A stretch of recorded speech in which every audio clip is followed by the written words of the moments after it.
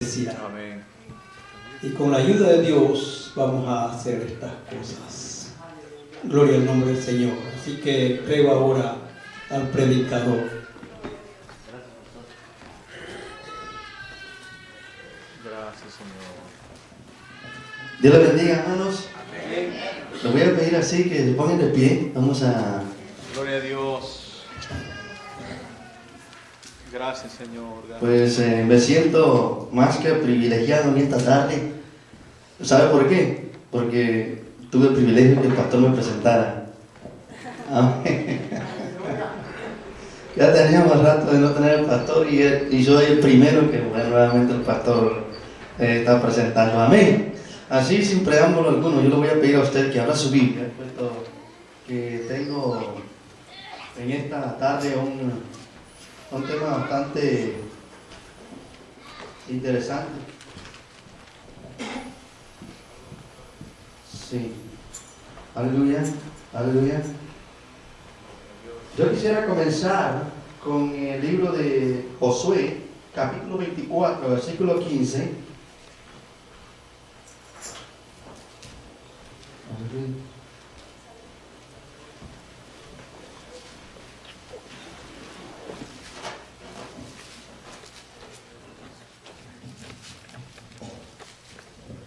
Aleluya. Josué capítulo 24, versículo 15. Quiero comenzarlo con una disyuntiva que Josué le hace al pueblo de Israel. Le dice al pueblo de Israel que escojan si sirven a Dios o sirven a los dioses de los amorreos. Amén. Entonces dice el libro de Josué, si va conmigo, acuérdense que nuestra hermana Irma estaba enseñando de eso. Josué se encuentra cerca de Apocalipsis, ¿no es?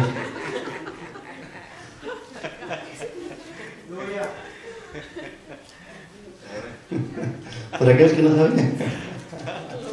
Ahora sí va también a afilar la iglesia. Dice Josué capítulo 24, versículo 15. Y si mal os parece servir a Jehová, escogeos hoy a quién a quién sirváis, si a los dioses a quienes sirvieron vuestros padres cuando estuvieron al otro lado del río, o a los dioses de los amorreos, o cuya tierra habitáis. Pero yo y mi casa serviremos a Jehová. Yo quiero que usted diga conmigo, yo y mi casa serviremos a Jehová. Digo una vez más, yo y mi casa serviremos a Jehová. Yo quiero hacer una pregunta a usted. Todos los que somos padres, ¿a cuánto les gustaría perder a su hijo? Levante la mano que le gustaría perder a hijo, ¿verdad que no? Entonces nosotros podemos decir con seguridad que yo y mi casa serviremos a Jehová. Si no quiere venir, voy a orar, pero tiene que venir. Amén. Pero mi casa y yo serviremos a Jehová. Pueden sentarse, mi amado hermano. Voy a tratar de redimir un poco el tiempo, puesto que el tema que traigo es bastante interesante. Ahora, yo quiero en esta tarde, voy a sacar varios errores de muchos predicadores de estos siglos. La Biblia dice en el libro de Segunda de Pedro, capítulo 3, versículos 3 y 4, dice: y sabiendo primero esto, que en los postreros días vendrán burladores andando según su propia concupiscencia, y diciendo: ¿dónde está la promesa de su advenimiento? ¿Sabe que hoy en día hay mucha gente, inclusive predicadores de alto calibre, por decirlo así, que no creen en el arrebatamiento de la iglesia? Dicen que el arrebatamiento no se va a producir. Y muchos predicadores dicen que el infierno no existe. Si usted escucha eso, hermano, la Biblia a mí me autoriza. Hoy hermana Irma hablaba y decía que la Biblia es autoridad. Si ellos no hablan eso, entonces no hay autoridad. Porque Cristo dice que alguien que niegue eso está en contra de la Biblia. Amén. Hoy el pastor decía que él tenía la seguridad en Cristo, que si no estaba acá iba a estar con Cristo. Amén. ¿Cuántos de nosotros podemos decir eso? Amén. ¿Cuántos de nosotros podemos decir eso? En esta tarde yo tengo el tema titulado El infierno. Y voy a hablar un poco acerca de ello. Voy a tratar de explicarlo y tratar de sacar algunos errores también que cometemos muy a menudo. acerca de ello. No sé cuántos han sido testigos de que han escuchado testimonios de gente que dicen que han ido al infierno y que han visto tales cosas. Entonces, yo no es que sea incrédulo, hermano, sino que una de las cosas que hemos aprendido, que desde niño, cuando nacemos en el Evangelio, lo primero que nos dicen es, si está en la Biblia, entonces lo acepto. Si no está, no lo acepto. Y hay testimonios que yo escucho, hermano, que no están en la Biblia. Por lo tanto, yo no lo creo. Amén. Así que yo voy a hablar acerca de ello. Y para eso también lo vamos a encontrar vamos a comenzar en Mateo capítulo 10, versículo 28. Y dice la palabra de Dios así: y no temáis a los que matan el cuerpo, mas el alma no pueden matar. Temed más bien a aquel que puede destruir el alma y el cuerpo, ¿en dónde? En el infierno. Repito nuevamente, Mateo 10, 28.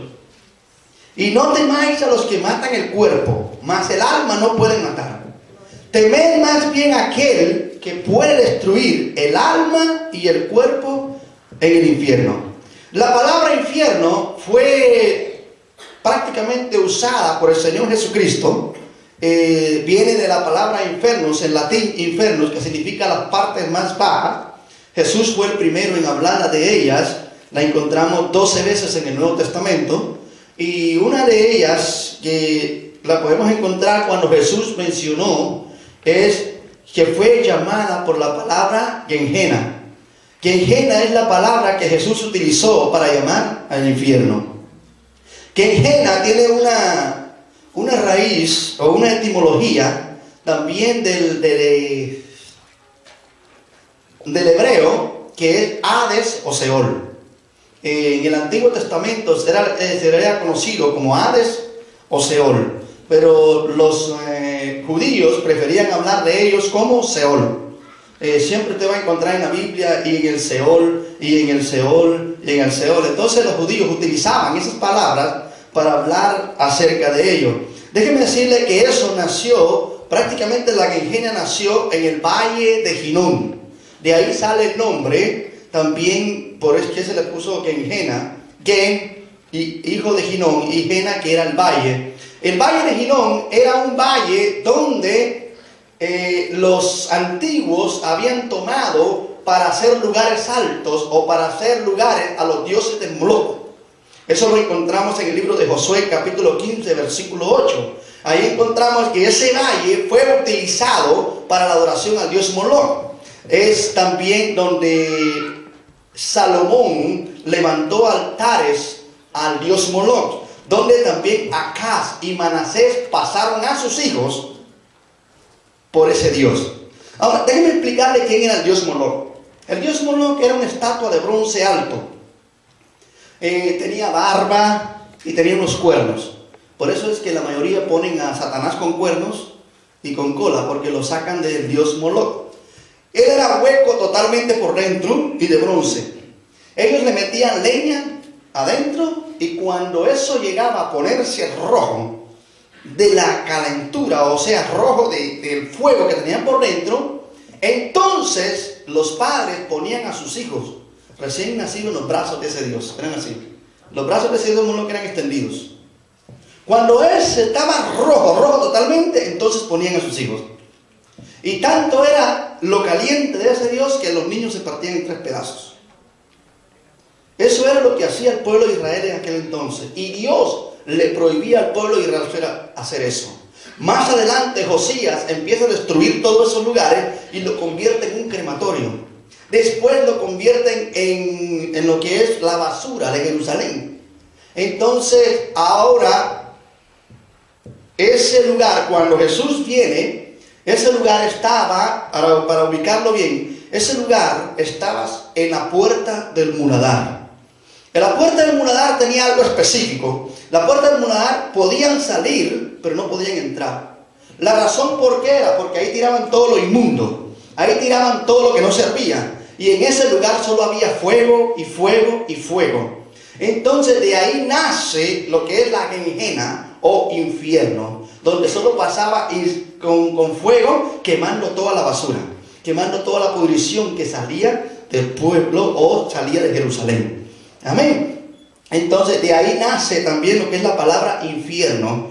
Ahora, Jesús es la única persona, quiero aclarar esto, Jesús es la única persona que ha ido al infierno y ha salido y nos puede contar cómo es allá abajo. Amén. Así que si alguien viene que ha ido al infierno, no sé, pruébelo bien. Porque a mí la Biblia me dice que solo Jesús. Amén.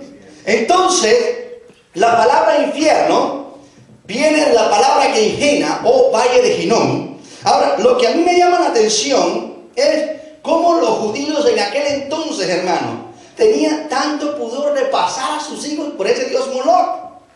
¿Sabe que en ese mismo valle de la Gehenna nace lo que es el nombre de Baal-Zebú o Beelzebú? Baal-Zebú significa el dios mosca, porque ahí estaban las moscas por donde quiera. A ver, ahora, mi pregunta es, ¿por qué yo le traigo a usted este mensaje? ¿Sabe por qué le traigo este mensaje? Se lo voy a explicar por qué. Usted sabe que a partir de la época, desde que el pastor se enfermó, todos los que han venido predicando, incluyendo hermano Carl Anthony, han venido predicando sobre la santidad. Hermano Cecilio predicó sobre el siervo infiel y el siervo fiel. Y también Carlos predicó también acerca de lo mismo, casi de lo mismo. Y gente ha venido predicando, Irma ha venido predicando sobre la santidad. Y sabe que yo quiero hablar de la iglesia hoy en día, hermano. Santidad no se ve en la iglesia. Y sabe que en Canadá, cuando hacen una pregunta a Canadá, que qué cree del infierno, ¿sabe qué dice la gente? Que el infierno no existe. Eso es lo que le dicen aquí en Canadá, que el infierno no existe. Y cuando usted ve películas, como por ejemplo, Bless the Child, 666 o Men, película Legion, cuando usted ve esas películas que están saliendo de Hollywood, hacen que la gente se ponga en esas películas y pierdan la noción de lo que realmente es el mundo espiritual.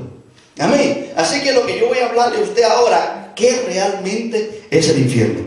Basado por la Biblia.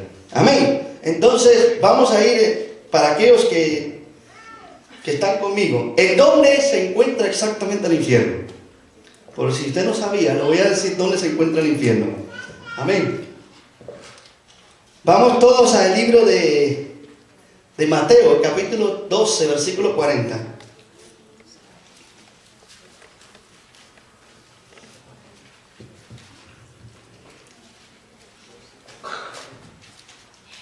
La Biblia dice en el libro de Mateo, capítulo 12, versículo 40, dice: porque como estuvo Jonás en el vientre del gran pez 3 días y 3 noches, así estará el Hijo del Hombre en el corazón de la tierra 3 días y 3 noches.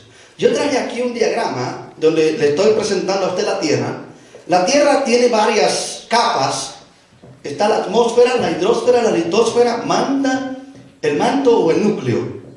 Ahora, la atmósfera, todos sabemos cuál es la atmósfera, ¿verdad? Pero por si el que no sabe, la atmósfera es donde vivimos.